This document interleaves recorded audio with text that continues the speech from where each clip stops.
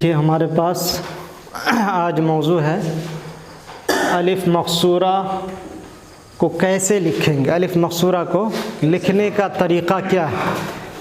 یہ گرچہ املا سے تعلق رکھتا ہے لیکن ہم لوگوں نے اس کو نحو کے اندر داخل کر لیا معلومات کے لیے کیونکہ بہت سارے لوگ اس میں غلطی کرتے ہیں، بہت سارے لوگ اس میں لکھنے میں غلطی کرتے ہیں، اور آج کل کے زمانے میں لکھنے میں غلطی کرنے کو بہت معیوب سمجھا جاتا ہے۔ لکھنے میں اگر آپ غلطی کرتے ہیں، حمزہ کی جگہ الف لکھ دیتے ہیں، الف کی جگہ حمزہ ہے کہ نہیں، الف میں مقصورہ کو الف ممدودہ لکھ دیتے ہیں، تو اس میں آپ پہچانے جاتے ہیں کہ اس آدمی کو کچھ نہیں آتا، اور پھر لوگ ہنستے ہیں، پھر کیا کرتے ہیں، لوگ ہنستے ہیں۔ اس لیے اس سے بچنے کے لیے چھوٹی چھوٹی چیزوں کو بیچ میں ہم لوگ جو ہے پڑھتے رہیں گے معلومات کے لیے۔ موضوع ہے آج کا کتابت الالف المقصورہ، الف مقصورہ کی کتابت، یعنی کیفیت کتابت الالف المقصورہ، اس کو عنوان دے سکتے ہیں۔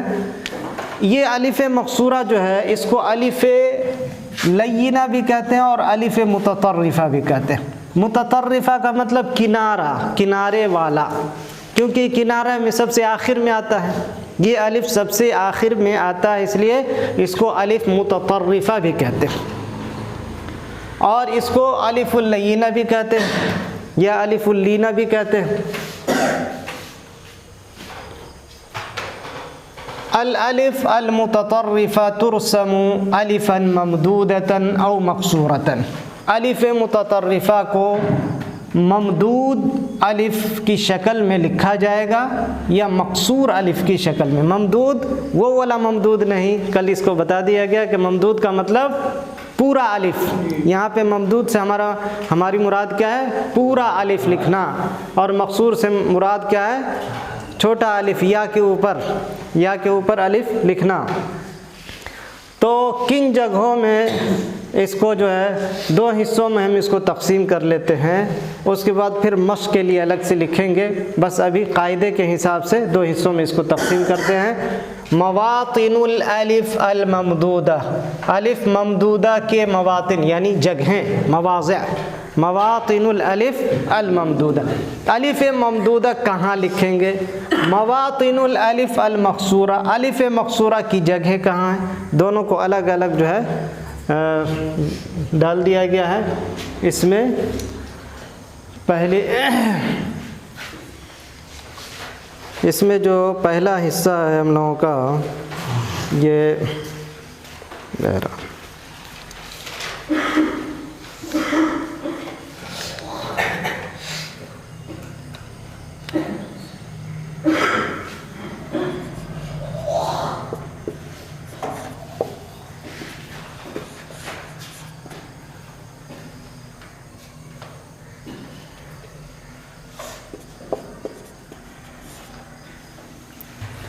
تو اس میں دیکھیے کہ حروف میں ہم لوگ دیکھیں گے، پہلے حروف میں، پھر اسماء میں، پھر افعال میں، ہے کہ نہیں۔ حروف کلمہ کی کتنی قسمیں ہیں؟ 3۔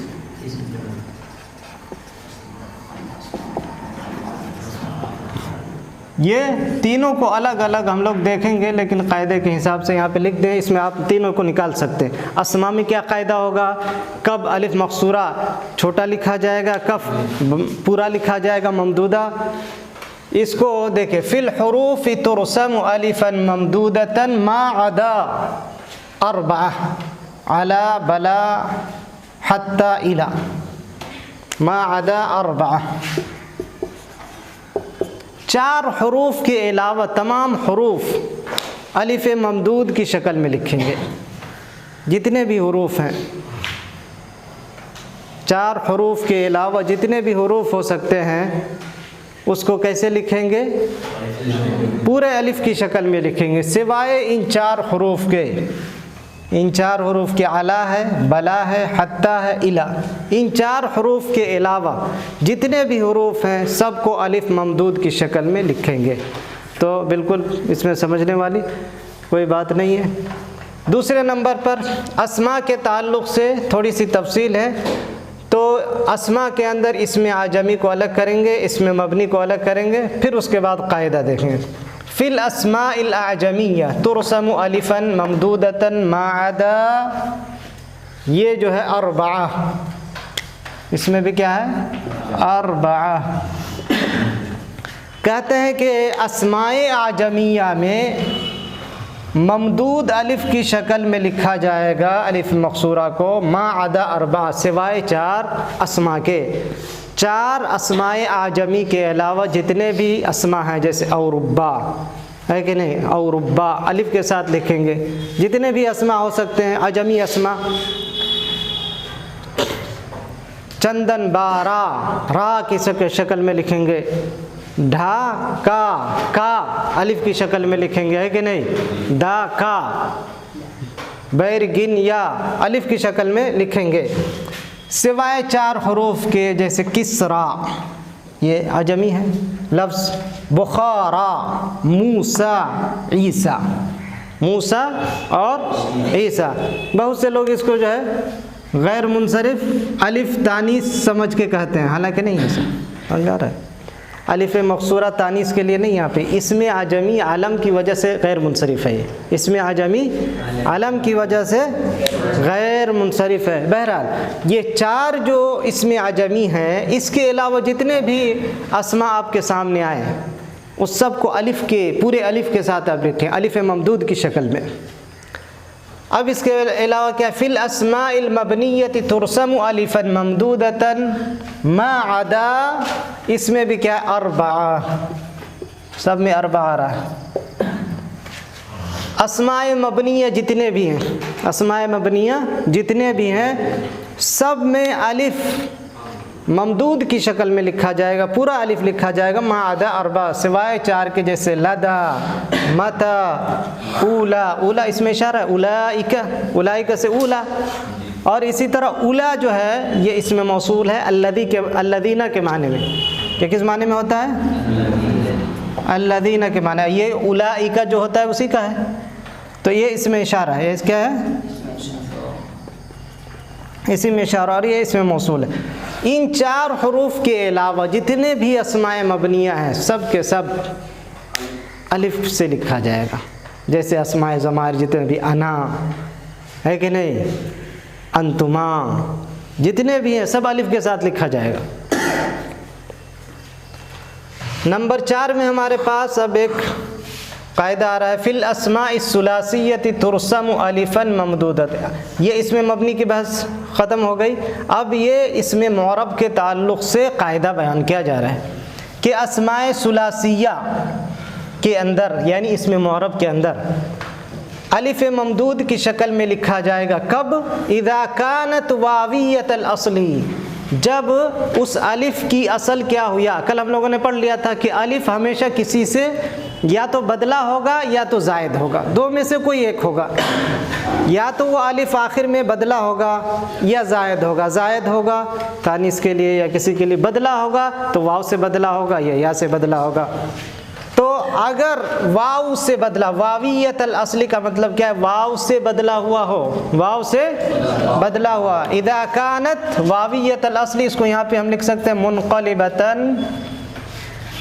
منقلبتاً عن الواو، عن الواو. اگر واو سے بدلہ ہوا ہو، جیسے عصا، خطا. پتہ ہے اس میں کیسے ہم لوگ معلوم کریں گے کہ کس سے بدلا ہے، واو سے بدلا ہے یا سے بدلا ہے؟ تو اس کو معلوم کرنے کا طریقہ یہ ہے کہ اگر اسم ہے تو اس کو مفرد بنائیں گے یا تثنیہ بنائیں گے یا جمع بنائیں گے، اگر اسم ہے تو. اور اگر فعل ہے تو فعل مضارع بنائیں گے، ہے کہ نہیں، اس کا مصدر لائیں گے یا اس کے دیگر مشتقات لائیں گے، تو پتہ چل جائے گا کہ اس کا اصل کیا ہے. تو یہاں پہ جیسے عصا ہے، ہمیں کیسے پتہ چلے گا کہ الف کیا ہے، یہ واو سے بدلا ہے؟ کیسے پتہ چلے گا؟ تثنیہ لائیں گے تو کیا ہو جائے گا تثنیہ؟ عصا، عصبان. تثنیہ کیا ہے؟ عصبان. تو ہمیں پتہ چل گیا تثنیہ کیا ہے، اور سوان، تو اس کا مطلب تثنیہ میں یہ واو واپس آ گیا، الف اور نون تو تثنیہ کا ہے یہ، اور یہ الف کا جو یہاں پہ الف ہے وہ اپنے اصل کی طرف لوٹ گیا۔ جیسے خطا ہے، یہ جمع ہے، خطا کیا ہے؟ جمع ہے، تو مفرد لائیں گے تو کیا ہو جائے گا؟ خطوہ۔ پتہ چل گیا کہ یہ جو الف ہے یہ اصل میں واو ہے، الف جو ہے اصل میں واو ہے، تو اسی لیے یہاں پہ لکھیں گے خطا۔ کچھ لوگ جو ہے الف مقصورہ کے ساتھ لکھ دیتے ہیں، غلطی کرتے ہیں، ہے کہ نہیں؟ بہت سارے لوگ لکھ دیتے ہیں۔ اب یہاں پہ اس کے بالمقابل ایک قاعدہ بنتا ہے، وَتُرْسَمُ أَلِفًا مَقْصُورَةً إِذَا كَانَتْ يَائِيَّةَ الْأَصْلِ، یعنی وہاں پہ کیا تھا؟ واویت الاصل، واو سے بدلا ہوا، یہاں پہ یہ ہے کہ یا سے بدلا ہو۔ اگر کوئی اسم معرب یا سے بدلا ہوا ہے، اس کا الف مقصورہ جو ہے یا سے بدلا ہوا ہے، تو اس کو کیسے لکھیں گے؟ اس طرح یا کی شکل میں لکھیں گے۔ جیسے فتح، اس کی اصل کیا ہے؟ کیسے معلوم کریں گے؟ تثنیہ لائیں گے یا جمع لائیں گے، تو کیا ہوگا؟ فتح سے کیا ہوتا ہے؟ فتح یان، گویا کا پتہ چل گیا الف نون تو تثنیہ کے لیے ہے، اور یہ الف کے بدلے یا آ گیا، اس کا مطلب الف جو ہے یا سے بدلا ہوا ہے۔ تو فتح اس کو کیسے لکھیں گے؟ ایسے یا کی شکل میں، مگر اس کے نیچے نقطہ نہیں دیں گے، نقطہ دیں گے؟ نہیں دیں گے۔ الف مقصورہ اور یا میں فرق صرف اتنا ہے کہ یا کے نیچے ہم نقطہ دیتے ہیں، یا کے نیچے اگر نقطہ دیں تو یا، اور اگر نقطہ مٹا دیں تو الف مقصورہ، یہ دینے کی کوئی ضرورت نہیں۔ فرق کیا ہوتا ہے؟ ہم لوگ یا لکھتے ہیں، نیچے نقطہ نہیں لکھتے، یہ غلط طریقہ ہے۔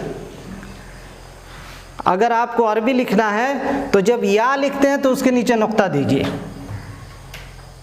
نہیں تو وہ الف مقصورہ جو ہے پڑھا جائے گا۔ سمجھ میں آ رہا ہے کہ نہیں آ رہا ہے؟ تو جیسے فتح ہے، چونکہ یہ الف جو ہے اس کی اصل یہ یا سے بدلا ہوا ہے، اس لیے اس کو لکھیں گے ایسے، ممدود میں نہیں لکھیں گے، پورے الف میں نہیں لکھیں گے، بلکہ یا کی شکل میں لکھیں گے، تو فتح۔ اسی طرح عما، خسا، پھر ایک مرتبہ ہم لوگ جو ہے مثال میں دیکھیں گے، الگ الگ کر کئی ساری مثال الفاظ میں لے کے آئیں گے، بطور مثال یہاں پہ قاعدہ کے تحت دے دیا گیا۔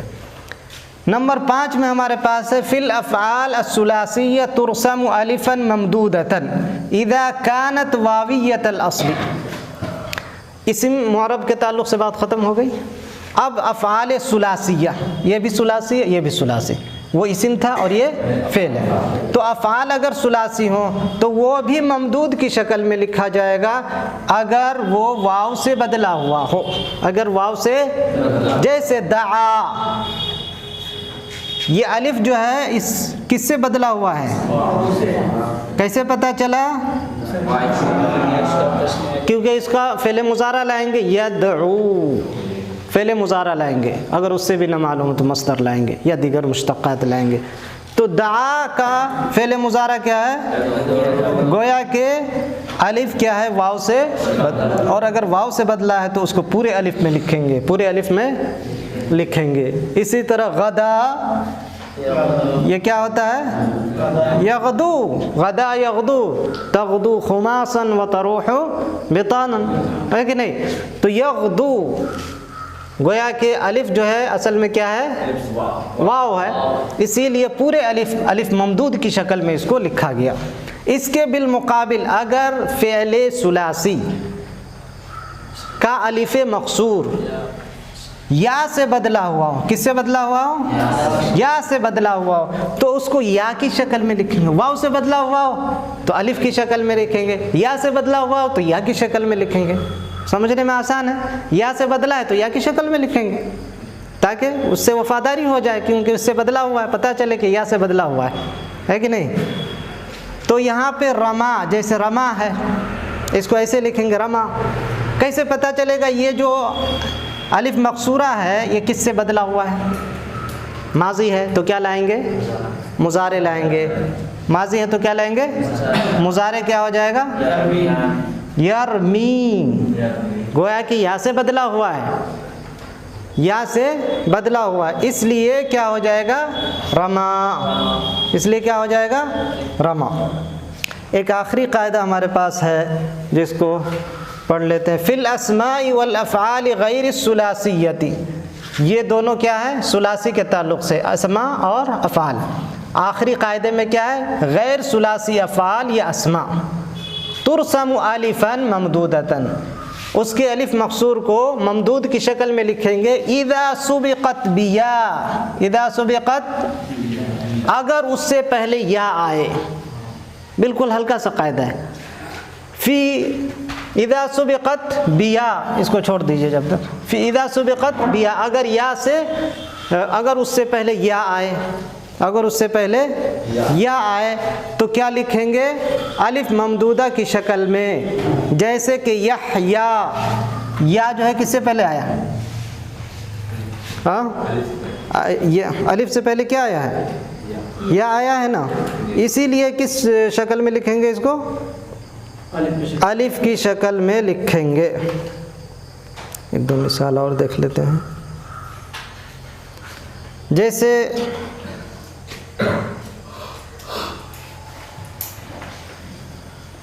اسم کی مثال اگر لیں تو ہدا یا، ہدا یا ہے کہ نہیں؟ الف، اس میں کچھ نہیں دیکھیں گے کہ واو سے بدلا ہے یا سے بدلا ہے، کچھ نہیں دیکھیں. اگر 3 سے زائد حروف ہیں اسم میں یا فعل میں، 3 سے زائد حروف ہیں اسم میں یا فعل، تو کیا دیکھیں گے؟ اس کا اصل دیکھیں گے؟ نہیں دیکھیں گے، بلکہ صرف یہ دیکھیں گے کہ اس سے پہلے یا ہے یا نہیں ہے. اگر یا ہے تو پورے الف میں لکھیں گے، اور اگر یا نہیں ہے تو اس کو یا کی شکل میں لکھیں گے. جیسے ترسم الفا مقصورۃ اذا لم تسبق بیا، اگر الف سے پہلے یا نہیں ہے تو اس کو یا کی شکل میں لکھیں گے. جیسے یسعی، الف سے پہلے یا ہے کیا؟ اسی لیے یا کی شکل میں اس کو لکھا. کس شکل میں لکھا؟ یا کی شکل میں. اس کو یا محملہ کہتے ہیں، الف مقصورہ جو اس طرح یا ہوتا ہے.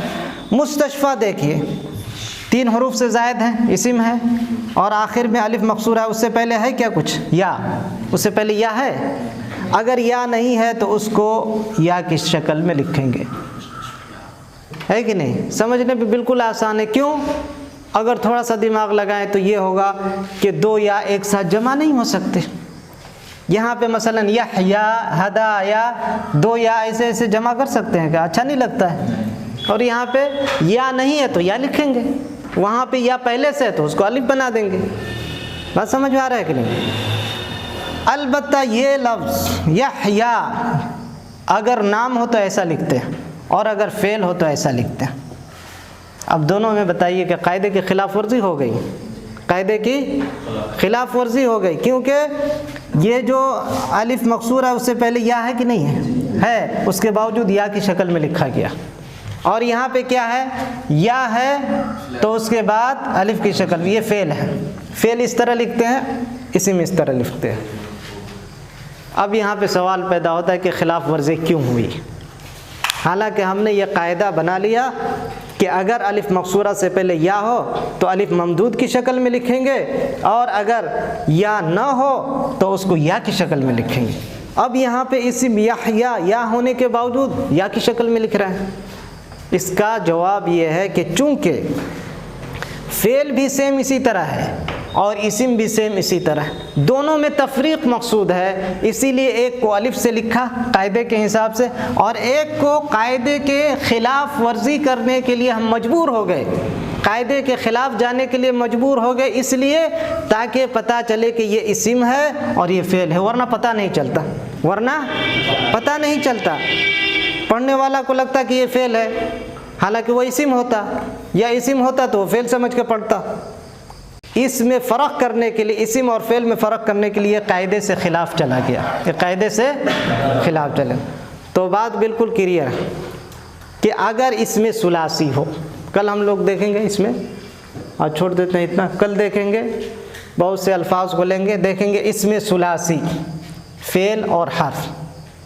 اگر اس میں ثلاثی واو سے بدلا ہے تو الف، پورے الف کی شکل میں، اگر یا سے بدلا ہے تو یا کی شکل میں، اور غیر ثلاثی ہے تو سیدھے دیکھیں گے کہ اگر اس سے قبل یا ہے تو الف کی شکل میں، اور اگر یا نہیں ہے تو یا کی شکل میں. بالکل آسان قاعدہ ہے، بالکل کیا ہے؟ آسان قاعدہ. کوئی دقت ہے اس میں؟ کوئی دقت نہیں. لیکن اگر یہی چیز معلوم نہ ہو تو لکھنے میں بہت بڑی غلطی ہو سکتی ہے. اسی پہ بات ختم کرتے ہیں. شکریہ.